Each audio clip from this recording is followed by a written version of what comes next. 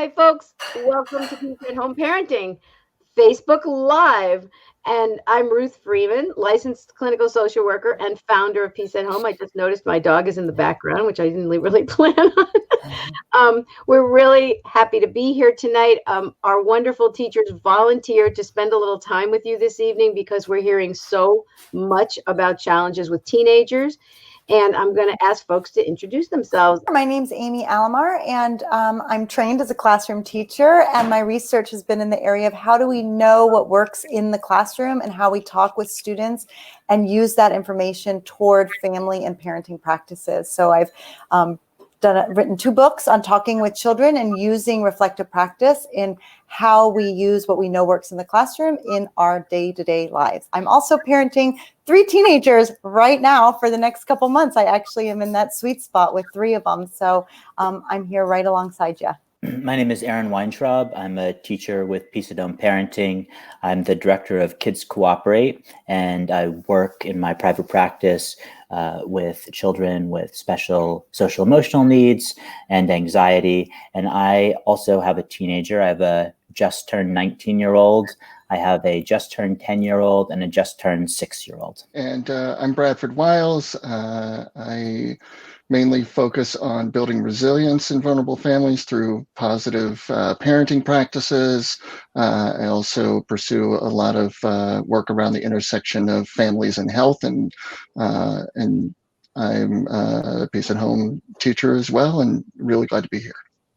And Bradford's coming from Kansas, Amy's coming from California, and Aaron and I are in Connecticut. How do you help a 15-year-old girl manage her anxiety at the same time her stress continues to build? I think that I don't want to ignore the question about anxiety, but I just want to add a little nuance to it, in that I think that there's a focus on stress and anxiety through this, and what may be an undercurrent that tends to go unnoticed is grief, particularly in teenagers who are going through anticipated life stages and milestones, sort of are barreling through these at a mile a minute with no opportunity to rewind time. My daughter was a senior in high school at the beginning of this, and didn't have a prom, didn't have a graduation, has spent her first semester in college remote. And so sometimes we misidentify emotions, and a foundation of grief can cause a lot of the same sort of behavioral things that may look like anxiety or stress, snapping and loss of appetite and changing sleep patterns.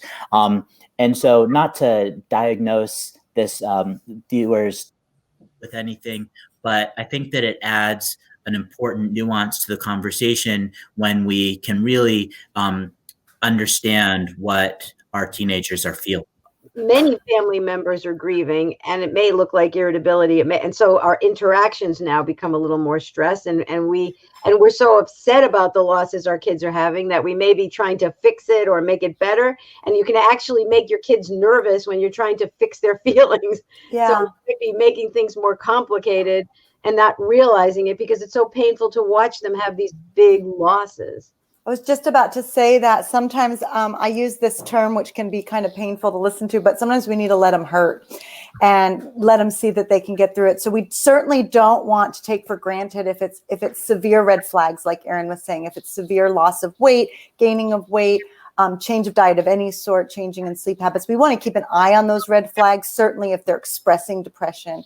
But anxiety is normal in all humans, and sometimes it helps us thrive, and especially at this adolescent stage where they're going through so many changes with or without a pandemic.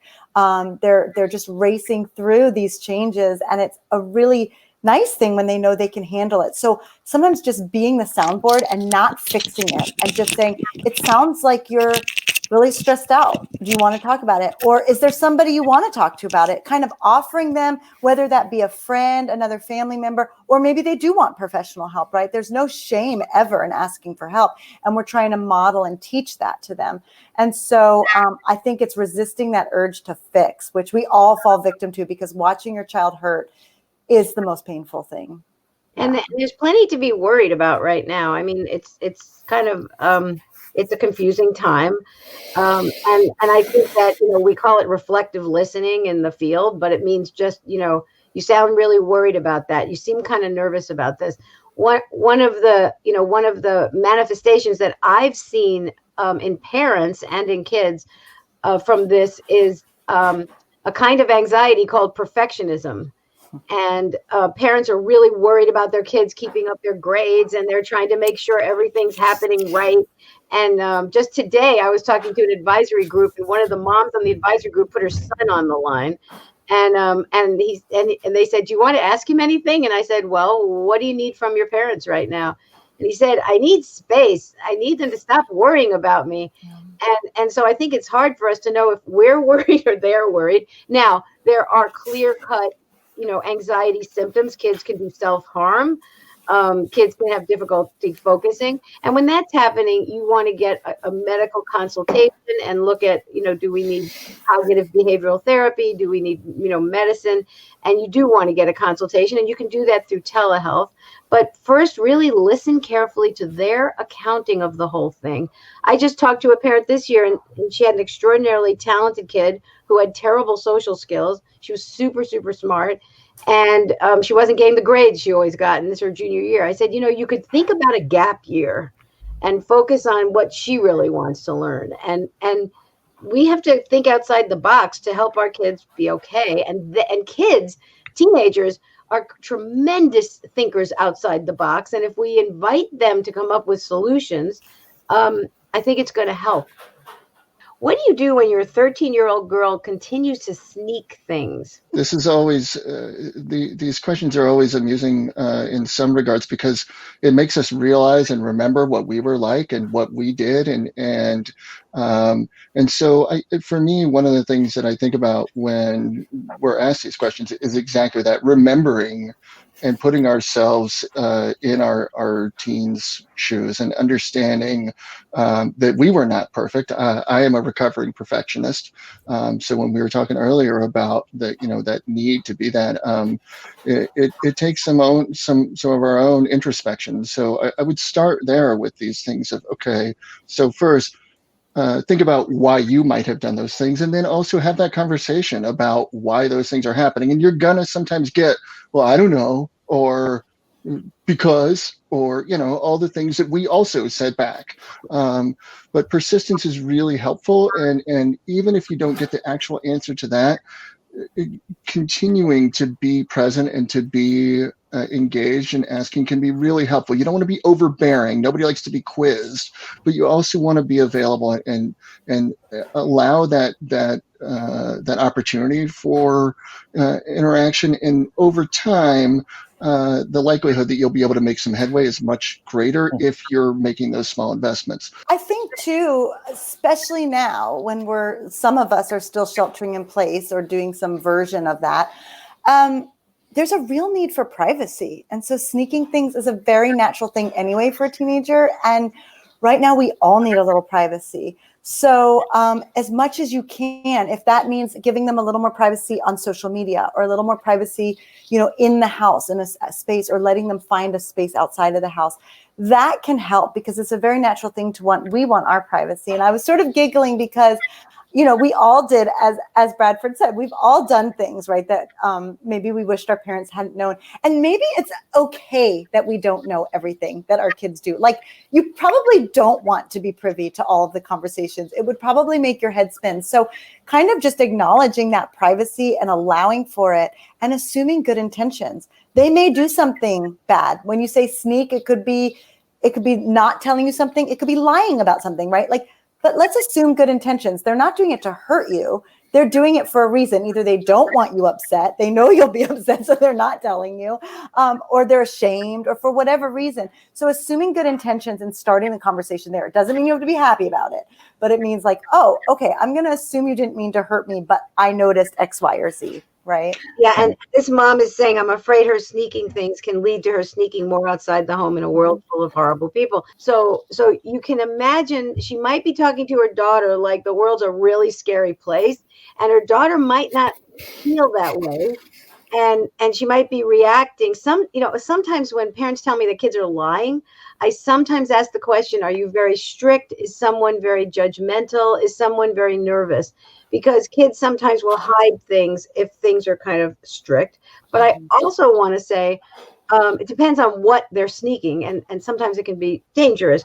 My stepson pointed out my daughter walking out of the house with a Coke one day and said, "Why don't you smell that Coke?" And there was rum in it. She had just like put rum into a can of Coca-Cola, and he was a little bit older than her, and I was like, oh, she was sneaking it, and her sneaking that out and getting into a car is a dangerous situation. If she's just sneaking it, it's still not great, but it's a little different.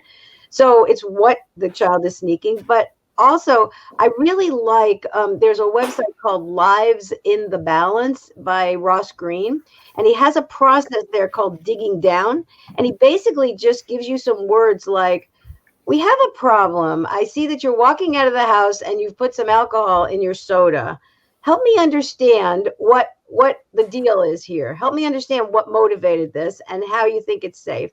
And I feel scared because you might get into a car accident. So let's talk about how we're going to handle this going forward. It's not, oh my God, what are you doing? Which is what certainly I wanted to say.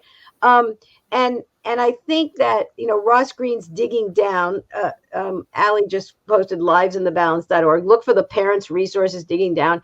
And I think we have some handouts about this if you email us at info@peaceathomeparenting.com.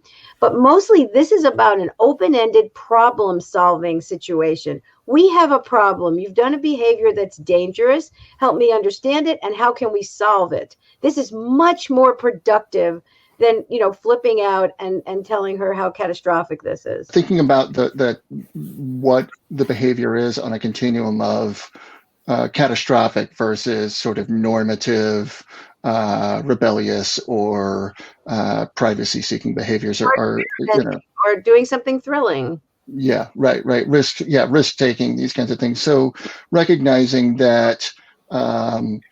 That they could be indicators, but they could also just be behaviors in and of themselves. Meaning, yes, I understand the concern that they will sneak out and endanger themselves or you and everyone else. But recognizing that sometimes, you sneak some screen time or some other forbidden fruit, and that's it, right? And making sure that reaction isn't so harsh that first they can't come to you with more serious issues, and then secondly that they won't begin to then hide everything from you, and that can get really ugly really quickly. So keeping that level head, I think, is really the most important, and it's very hard to do. So taking a breath, counting to 5 before you engage, those things are. We're saying I'll talk to you about this in 5 minutes. I have to calm down. Yeah. There you go. I've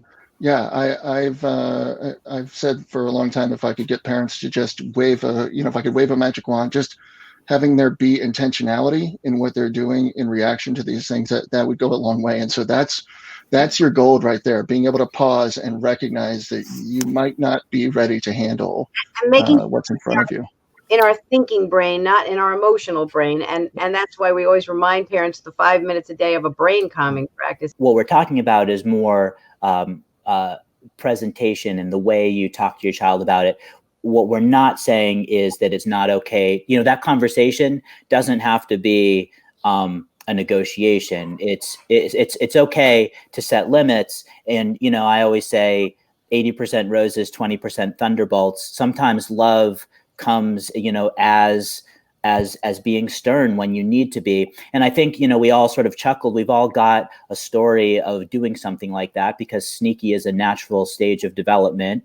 And the other piece of that side of that story is the interaction we had when we were caught. We all remember either being shamed or understood or, winked, and boys will be boys, and, in some cases. And so just, I think the intentionality comes from realizing you're in that moment where you're making that memory for your child. For the parents out there that haven't kept a level head or did enter conversation in fear, which is normal, right? Like, and it's, I agree with Bradford and Ruth on that. We've got to keep a level head as best we can, but also know that you can always return to a conversation. So if you're not proud of the way you handled it, it's okay to say, you know what? I lost my cool because I was scared, because I freaked out, because you did something dangerous, right?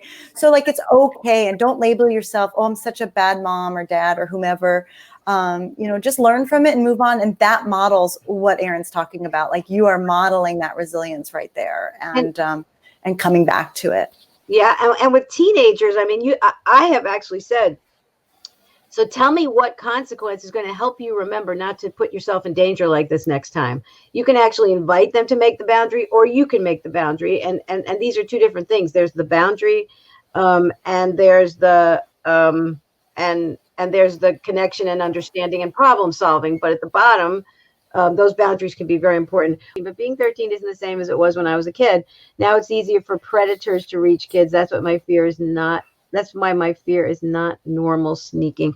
So if kids are sneaking on the internet, maybe that's what this mom's talking about, and they're doing it in a dangerous way, then you have to move in and supervise. And what you do is you move in.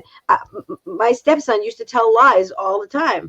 And what I did for a period of time was I checked every single thing he told me. So if you have a kid that's really gone around the boundaries on the internet, you're going to supervise 100%, and then you're going to give them what the indicators are of safety, and you're going to back up as they show you the indicators of safety. Whenever you're creating a consequence for a kid, you're always telling them what they have to do to win your trust. Yeah, to win the privilege back, and be very concrete and specific. Sometimes the internet can feel like a whole new world, but I think we can apply the same principles. What I tell parents is, even with younger kids, is if it's a situation where you wouldn't leave your kid alone unsupervised, then don't leave them unsupervised. If you wouldn't, if it's a chat room with other 6-year-olds, maybe you'd leave your kid unsupervised, but maybe not if somebody could walk in through the door when you weren't looking and be part of that conversation. As they become teenagers, if you'd let them go to a party by themselves without knowing who was there, give them that open trust until they show that you can't. But you can create a in real life analog to help you work through some of these challenges and figuring out how much to supervise and how much to let go. This is such a complicated time, and it helps to just go outside yourself and get some consultation. Don't do it alone. So we have a good question. How do you deal with the continual requests of attending events that were normal pre-COVID that are not attainable now, even though other parents are allowing these events, sleepovers, birthday parties? Mm-hmm. This is a tough one. Personally, it's a consistent thing in your own family, and you have to be comfortable. Like anything, some parents let their kids drink alcohol before they're 21. Some parents let their kids go to parties without parents present. So you have to make the decision. If this is something your family doesn't allow, then this is something our family simply doesn't allow, and it hurts, and it's a bummer, and life is hard, and constantly, you will not find me in a class where I don't talk about the importance of gratitude and noting what you do have as an antidote to these things, because the more you truly practice gratitude and know what you have, the better sense of self-satisfaction you have. And this will go true for your children. So it's not like, well, there are starving people, so you should eat. It's not that kind of gratitude. It's, you know what? I know this is painful. I want to go out too. But because of X, Y, or Z, right? Pre-existing conditions or whatever your rules are, we've made this decision as a family. But are there things we can do? Are there safe ways we can approach it? Can I help support some other thing that will make you happy? I know virtually attending a sleepover is not cool, but can we do it? Can you go to their window and serenade them as a surprise, right? Are there things we can do to help you get through this moment? Because it's back to what Erin said. They are grieving. Teenagers are probably feeling it the hardest. The graduations, the dances, the quiet moments between classes. They don't have any of those moments to develop as adults, and this is their moment. This is why it's so difficult. The teenage brain is programmed to seek their tribe. Kids are literally being cued by their brains to find their people. And the reason that's happening is because having that group of peers is part of launching successfully. So they acting like their life depends on these social situations to some degree is actually true. They need it to be successful.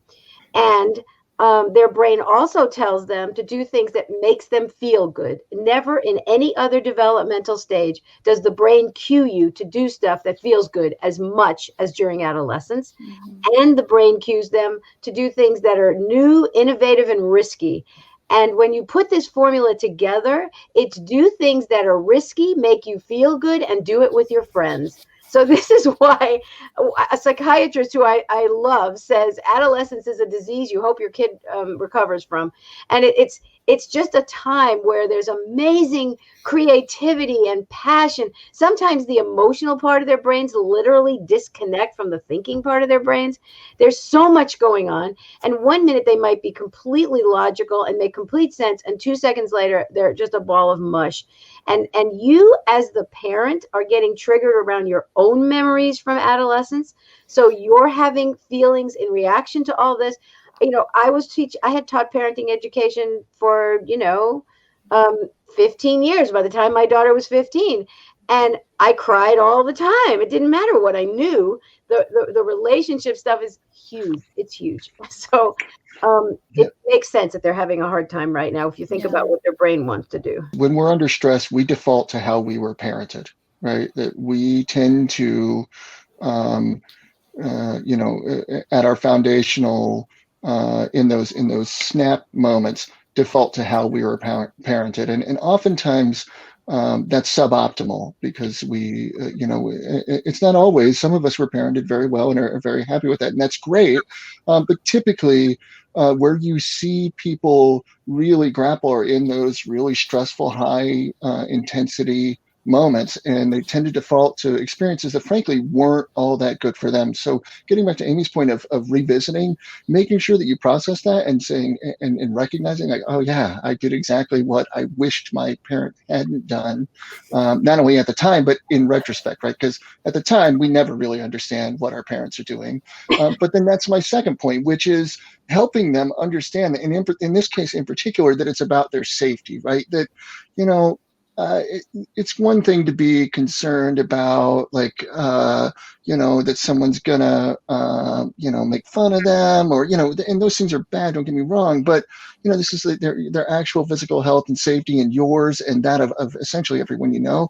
And so being able to talk with that, with your children about that is really important. But I also want to recognize that, yeah, we need to balance our physical health with our social emotional health, and understand that there is a balance there, that it's not just one or the other, because neither one of those is beneficial for us. A lot of what we've been talking about is Pauline Boss has a lot of work on ambiguous loss. So getting back to the grieving and the things that our teenagers are missing out on, but they're not quite sure of what they're missing out on. Like, they know it's prom, but they don't really know what prom is. They know it's homecoming, but they don't really know what that is. And graduation and those things. That's all kind of this really nagging sense of ambiguous loss. And so if you just do a search for ambiguous loss, there's some really good stuff on Pauline Boss's website. One thing you can start with when you're talking about the boundaries, the physical boundaries, is asking your child, what do you understand about this virus and the contagiousness of it? Tell me what you understand about the risks. Tell me what you understand about what's dangerous about it. And tell me how you're thinking about how a sleepover could be safe. And it's really inviting them to think these things through. And then you share, well, my understanding is this is my source of information. What's your source of information? So it's a kind of a process. In the end, you're going to make some rules, and you're going to tell them why, and that's going to be the end of it. But at adolescence, I think this conversation is very important. And I think that, you really want to see it from their point of view. You want to get their point of view, and you want to honor that it is important for them to see their friends, and you're going to do everything you can to make it safe. And let's figure out how to solve the problem and stay safe at the same time. And they're going to have great ideas if you don't just, this is the rules and shut it down. That's not going to be helpful. Yeah, I would invite the kids into the conversation always about any boundaries. I also just want to put a shout out here too. Like, we're making an assumption because of the question. It's about how do we tell them they can't do this when others do. But if you are in a family where you are being more lenient and that is okay for your family, I just want to make a point that we don't want to judge too harshly, right? Everybody is making the decision that makes them feel best, and nobody has the right answer. This is pretty much true across the board with parenting. There is no one way to do it. And so we really want to be mindful. I find myself being like, I wonder why they're doing that, or I can't believe, but actually everybody has their own limits, and we all do things that other people would find questionable. So the more we judge their friends or their friends' families, the more they won't share with us. And so we want to try, we're human, we judge, but we want to try to refrain from sharing it all the time and just say, asking those questions, like Ruth said, asking the questions, well, this is why we're doing it this way, and this is what makes me concerned. And I think that can be very helpful. If you have a difficult conversation you want to have, you say, is this a good time? I want to talk about this issue. Is this a good time? And I think that will help with kids too, and say, I want to talk about this. Is this a good time for you? And respecting it. Now you can say, we're going to talk about it sometime today, but you can pick a time later, or you can do it now. And Amy, you talk about time and tone and setting. Where are we going to have this conversation? And this is something that parents often just seem to disregard. I mean, I see parents admonishing their kids in public in front of their friends, and setting is huge. Where are we going to have this conversation? And when parents honor this, they don't want their little sister around when they're talking about this or something. You don't know that, but where's the best place for us to talk about this decision? And paying attention to your tone, and I think according kids, teenagers are not always going to be respectful. And the challenge for us is to be respectful. So according them respect is going to go, I think, some distance. And when kids are not being respectful, respecting yourself and removing yourself. So it's super simple. You're just saying, can we talk about this calmly? No, you're horrible. Okay, I'm going to take 5. And you're taking care of yourself. And you don't give the kid the opportunity to fall apart and become horrible. Because typically what happens when they become disrespectful, your brain goes into this emotional state, and all of a sudden you're responding in this aggressive way, none of which is going to be helpful. But the other thing that I'm hearing from a lot of the families I work with is the opposite side of that problem, which is that their teenagers aren't doing anything. They're not seeing anybody. They're not engaging. They're not engaging in online opportunities. They're not using this to better themselves, which is what a lot of us wish they would be doing. And so how to support your child when they may have totally cut themselves off. That's really common. I'm hearing that a lot. And I mean, one thing I say to parents is insist on a meal a day. Just have a meal and make sure the kid gets out of their room for a meal. And I think this is another one of those digging down conversations. You want to sit with the kid and say, I see that you're staying in your room. Help me understand it. What happens when you come out of your room? How does it feel? And it from the inside, what they're experiencing.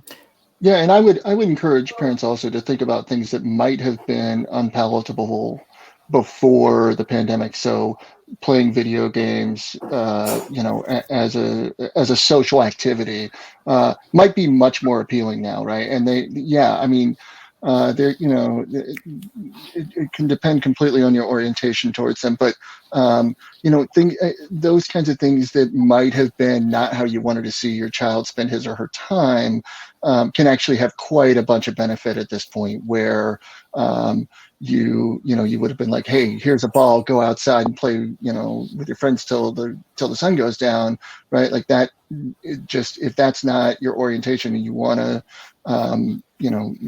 keep your family socially isolated, then finding ways to adjust to that and recognizing your own barriers to helping them achieve some of those social elements. I mean, I do want to say I love the virtual world.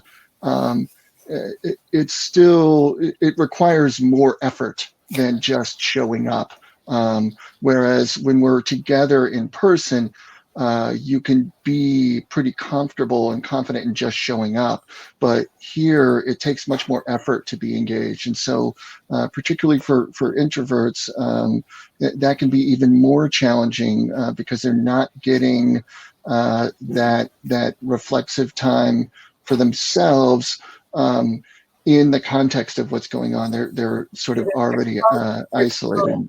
So follow your plan, not your mood, is the first step of that, because your brain is going to tell you, make a million excuses not to follow through with whatever it is that you decided to engage with. And then the other is that oftentimes this change, sort of contrary to a lot of the advice that we all love to give, comes from the outside in. So you have no control over your feelings. You have less control over your thoughts than we feel like we do.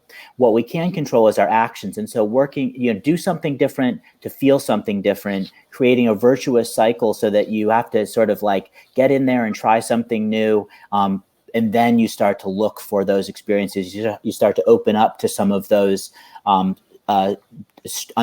previously unpalatable strategies like Bradford just mentioned. What I was just doing with the kids that I work with before I got on here was we're making a bucket list. We're making a list of things that we wanted to do, experiences we wanted to have, and if somebody wants to go to, I had one kid who wanted to photograph Chernobyl in the winter. And that's not something we're doing in the pandemic probably, but I found online, I put together a virtual field trip, and we looked at photos, we watched a video. There's VR experiences that you can get into. You can go deep with it. And so think about ways that you can, that their wildest dreams can be a jumping off point for something small and practical. And I think you can set some non-negotiables, Ruth. You absolutely can, as you would anytime. And they can have choice within it. We struggle with that. I have 2 children who love to be athletic, and I have one who does not. And so it's like, okay, you got to do 30 minutes. What's it going to be? And we have tried so many things, and I'm doing them with them, to try to encourage it, but it has to happen because otherwise we become too sedentary. So I think you can have some non-negotiables. You can eat together. That's a good thing. And then allow them some choice. Yeah. And in the case of eating together, there's a tremendous body of evidence, of research evidence about how beneficial that is. And it doesn't have to be the evening meal either, right? It can be in the morning. It can be a snack. It's getting together and spending that time together. And at first with your teens, they're going to sit there most likely and not say a word or protest being there and not eat, not say anything, but so adding on, both Amy and Aaron have mentioned their timing and their settings and how they go. For me, one of the things I emphasize the most is that persistence, right? That it's trying this again and again and again and again. And one thing that we have as adults that is such a blessing, but that really only comes with wisdom, is that we can just outlast them, right? I mean, you can just do it. You can do it. And that is something that I really encourage parents, the parents that I'm working with a lot, around recognizing that these things are processes. It's not like you just get to set this rule and then suddenly, that's the law and everybody obeys it, right? Like that's not how any of this works. And so being persistent and continuing to just be consistent and persistent is meal, you're going to come, and it's okay if you're unhappy about it. And before we go, I just want to highlight something Amy talked about, and that was gratitude. And gratitude can sound very, crunchy granola, but there's actually a whole body of research about it. And the Greater Good Science Center at Berkeley University talks about this. In our house, we always held hands before a meal and said one thing we appreciate about the day. We started this when the kids were little. You can do a gratitude journal with kids, whatever. But when you do a daily practice of gratitude, you literally change your brain to start searching for the positive. Our brains are built. If you're not doing any practices, your brain collects negative experiences better than positive ones. You remember negative experiences better, and you focus on them more in any situation. You walk into the house, the dishes are in the dishwasher, but the counter's messy. What do you talk about? You talk about the messy counter. So if you're doing any kind of gratitude practices yourself, that's going to help because you're going to see what's going right with your kids. And what you're talking to them about should be mostly what's going right, noticing any progress, any effort, any positive stuff right now. Even if they're feeling down, even if they're grieving, it's okay to notice what's right. And maybe building something in, even if they completely complain, building something in where, once a day you each say something you appreciated about that day. It literally can change everything. And it's an opportunity to connect to that social brain too, because I think that the things to notice are the helpers and the people who are doing the things that make their quarantine as it is. I think sometimes it can feel a little bit forced to start a gratitude process, but a child who can't feel gratitude can't feel love. They can't notice love from people around them. If they think about a young child who goes to the fridge and gets an apple and they feel like, I got that apple for myself. And then with wisdom comes a sense of, well, it didn't appear there magically. Somebody worked to put it there. And my parents went to work and somebody grew the apple and somebody drove it here. And then the earth supported the apple plant. And then the greater your expanse of gratitude goes, the more love that you're able to notice and feel. And so it's a really, maybe the most important lesson to teach your child. And right now, you're training on hard ground here because there's a lot to notice. Our brain is able to pick up those problems everywhere we look. But if you can learn a gratitude practice and make it in part of your child's life during this difficult time, boy, they're going to really have that for their whole lives. Yeah, and it means you need to practice it yourself. I mean, notice what you're noticing in yourself. Notice, your internal dialogue affects this. I just want to get a comment here. Yes, a new set of expectations and a more flexible schedule. Unfortunately, the live video games is now their safe social time. It took me some time to see and accept that with new limits. Once I did, we were all happier. My teens needed me to accept the new type of social time. And Aaron, you speak very well about, we have to talk about screen time now, like we talk about food, healthy right. Screen time. Can you don't talk about screen time at all anymore. It's screen usage versus screen time. Yeah, and the analogy that Ruth you were getting was if we were trying to develop a healthy relationship with food, it wouldn't make any sense to talk about the time we spent eating, because we have a more nuanced understanding that some food is healthier than others, and the same thing goes for screen consumption. I also think letting go of expectations, sometimes this comment says, I think that's just key. You should let go of expectations. Where's a conversation going to go? What is the limit going to be? Like, really have a conversation about it and don't expect, okay, well, we're going to talk and then I'm going to tell you how much time you're going to spend on the computer.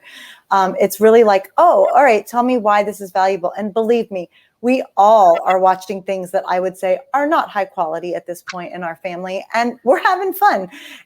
So I've let go of the expectation that it's all going to be PG-13, right? And that's an okay thing, so long as you're talking about it, so long as you're experiencing it together to some degree, and they understand why you had some of those limits. So I think, applaud you deeply for allowing that, because I think, first of all, these video games that I know nothing about are super social, and those kids are the most sociable now. And also, like, it's probably a little bit scary to you. And I just think, you deserve so much credit for letting that go where your son needed it to go. We have a question here. With kids having 6+ hours of screen time for school, how do you measure their fun screen time? School is not fun screen time.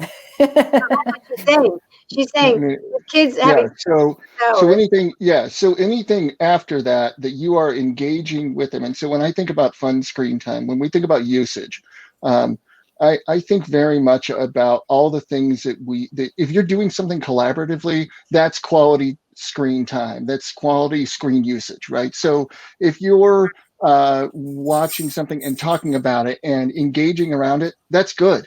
That's good. You're forming a relationship around it. If you're just sitting there looking at it and it's playing and you're not having any sort of interaction, that's consumption that is not healthy, right? Much like the food analogy that Aaron used. And so for me, and the school, if they're doing remote learning, Like that's work. So we need to think about that as work, right? Like when we come home, all of us, or when we're done working, if we pick up our screens and look at sports scores or whatever, get on Facebook or Twitter or whatever it is, like that's not work anymore. And so that's leisure.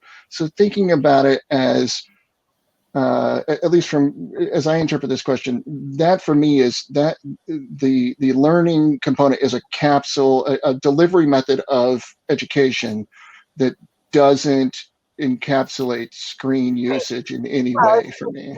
How much is too much on the screen time? And I think what I would say is that we think of the screen as a thing that has positive or negative effects. But I think it makes more sense if we break it down into what the potential negative effects are, which are really eye strain and inactivity and social isolation.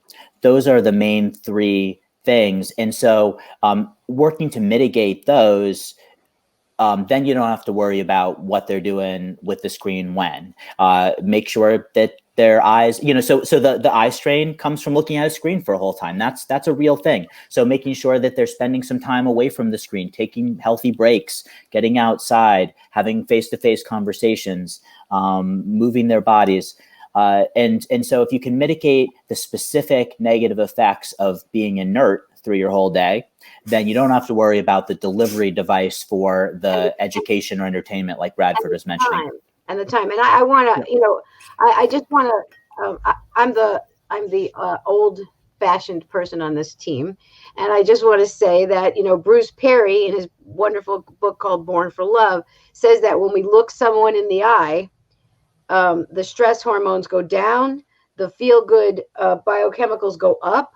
And it's essential that you're looking your kids in the eye. It's okay to have these interactive screen time experiences, but there needs to be parts of the day where you either sit at a meal or you're just talking. You're seeing each other's eyes. You're taking them in. You're seeing them without screens. And Erin, sometimes you talk about having screen-free spaces, like the dining room table is a screen-free space, and having screen-free times. So, there's a couple of hours in the day where from 11 to 1, no screens for anybody. It's downtime. It's no screens. Let's do this. So it's screen-free times and screen-free spaces, just as a way of organizing the day. And a question that I want to ask kids, a thing that concerns me, is how do you get comfort? What do you do to get comfort? Now, many, many, many kids are getting comfort from screens now. And that's okay. But I need, and Erin, this might be old fashioned, you're going to tell me, but I need for a kid to have another way to get comfort besides a video game. I need them to be able to say, well, when I go outside and, throw the basket around, or when I call my friend and talk to her, I don't know. I always consider that one of the addiction things. Erin, do you have any thoughts about this? Well, just that, like one of our classic most important tools is modeling. I'd say start by asking yourself where you're getting your comfort from. And if it's a glass of wine, then maybe everybody in the family needs to rethink how to stay centered during this difficult time. Yeah. And that can be a conversation that you all have, and start some new habits together. Great. Right. And I would I think I would give a great example of screen as delivery. So, for example, if you wanted to put up instructional videos of how to learn to dance with your child, right, your teenager, right? So there's no let's just say where you are, dance studios are shut down, right? But there are so many dance instruction videos, right? You put that up on your screen, you're standing there next to each other. The screen is there, you learn from it, you practice these moves, you're touching each other, you're moving, you're obviously not sedentary, and you're laughing, you're making mistakes, you're being human.